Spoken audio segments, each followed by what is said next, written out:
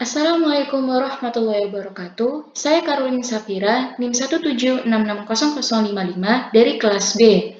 Di sini, saya akan mempresentasikan hasil pekerjaan individu perancangan arsitektur 6 dari kelompok 3. Nah, dari kelompok kami memberikan nama rancangan ini yaitu MG Healthcare atau lebih tepatnya Merjosari Healthcare.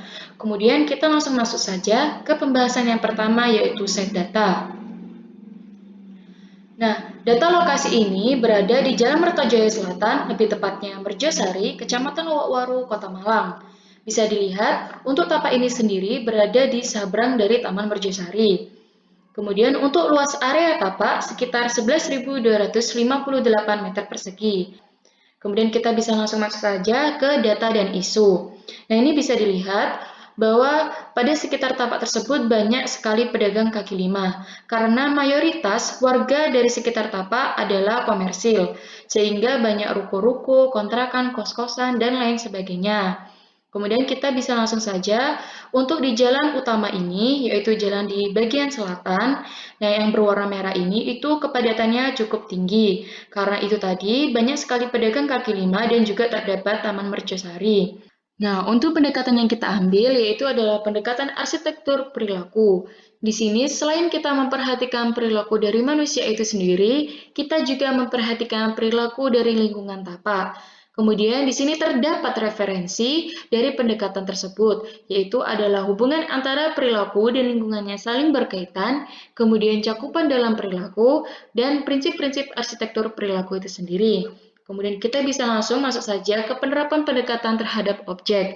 Nah, di sini yang paling utama yaitu adalah RTH atau tumbuhan-tumbuhan yang diletakkan pada sekeliling tapak untuk memberikan batasan antara bangunan objek tersebut dan juga dengan permukiman di sekitar tapak. Nah, di sini juga memberikan kesan nyaman dan aman terhadap penduduk sekitar. Kemudian selain itu di sini juga terdapat main entrance, kemudian entrance service khusus untuk penanganan COVID-19 itu sendiri. Dan di sini juga terdapat bangunan utama yaitu bangunan umum untuk pemeriksaan-pemeriksaan umum. Kemudian ada area maintenance yaitu utilitas, kantor pengelola dan lain sebagainya. Kemudian juga terdapat bangunan khusus COVID-19. Nah, di sini dari penerapan dari presiden yang kita ambil tadi, di sini kita memberikan batasan antara bangunan umum dengan bangunan khusus penanganan COVID-19 itu sendiri, sehingga memberikan kesan aman dan nyaman terhadap penduduk sekitar atau pengguna-pengguna umum lainnya. Nah, pada konsep tapak ini terdapat area parkir, kemudian area sepeda motor, kemudian ada area mobil dan lain sebagainya. Jadi di sini bisa dilihat pembeda, pembatas, dan juga fasilitas-fasilitas lainnya. Nah, kemudian selanjutnya adalah gambar arsitektural. Nah, di sini ada tapak dari yang datar, kemudian di sekelilingnya terdapat tumbuhan, diberikan tumbuhan untuk memberikan batasan antara tapak dan penduduk sekitar. Kemudian ini adalah akses pintu masuk, keluar, dan pintu keluar masuk darurat. Kemudian ini adalah zoning antara maintenance, kemudian pelayanan umum, dan isolasi COVID-19. Nah, di sini selanjutnya ada sirkulasi dan juga tumbuhan di sekitar bangunan. Nah, selanjutnya di sini ada service area, yaitu adalah parking area. Nah, kemudian diberikan bangunan seperti ini.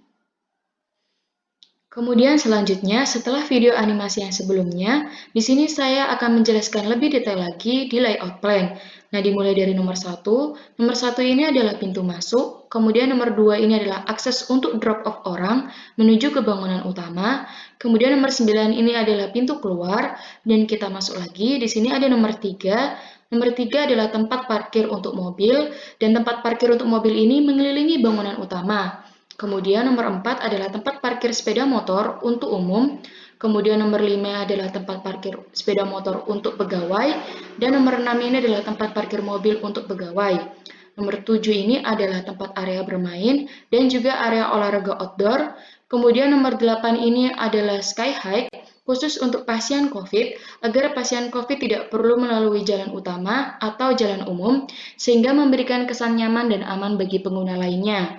Kemudian nomor 10 ini adalah pintu masuk dan keluar menuju ke bangunan COVID. Kemudian nomor 11 ini adalah tempat parkir khusus untuk darurat. Dan nomor 12 ini adalah pintu keluar dan masuk khusus untuk darurat. Nah, bisa dilihat untuk yang warna merah ini adalah bangunan utama, kemudian yang warna ungu ini adalah bangunan khusus untuk utilitas dan manajemen untuk memanajemen dari bangunan healthcare ini sendiri, kemudian yang warna putih ini adalah bangunan khusus untuk penanganan COVID-19. Nah, selain itu, di sini juga terdapat area jogging di jalan yang mengelilingi tapak tersebut. Selain itu, untuk menerapkan pendekatan tadi yaitu adalah pendekatan arsitektur perilaku, di sini juga diberikan tumbuhan yang mengelilingi tapak itu sendiri untuk memberikan kesan nyaman bagi penduduk di sekitar tapak. Kemudian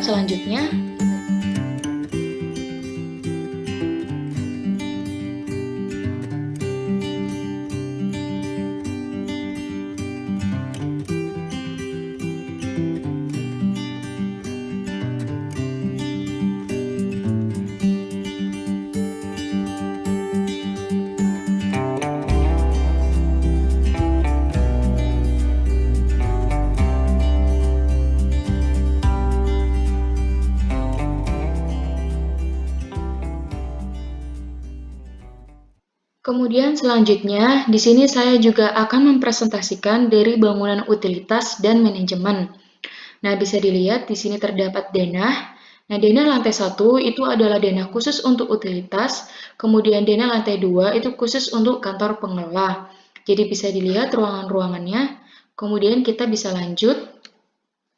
Nah, di sini terdapat tampak bangunan dari bangunan utilitas dan manajemen. Nah, bisa dilihat di sini menggunakan kontainer, karena kita menggunakan pendekatan modular, maka dari itu menggunakan kontainer untuk mempermudah dalam pemasangan dan juga pembongkaran.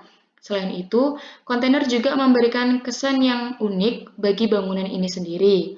Kemudian bisa dilihat di sini terdapat ramp untuk tangga menuju ke lantai 2 atau menuju ke area kantor pengelola. Kemudian kita bisa lanjut. Di sini terdapat potongan bangunan dari utilitas dan manajemen. Nah, di sini bisa dilihat dari struktur-struktur dari kontainer ini sendiri, dan juga di sini terdapat tanjakan yang di bawahnya agar kontainer ini tidak langsung menempel pada bagian tanah supaya kontainer ini bisa bertahan lama. Kemudian selanjutnya di sini ada perspektif eksterior dan interior dari bangunan utilitas dan manajemen.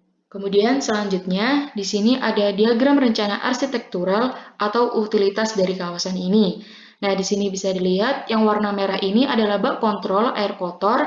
Nah, bak kontrol air kotor ini dari yang bangunan utama dan bangunan COVID dipisahkan, karena pengelolaan bak kontrol COVID itu dibedakan cara pengelolaannya.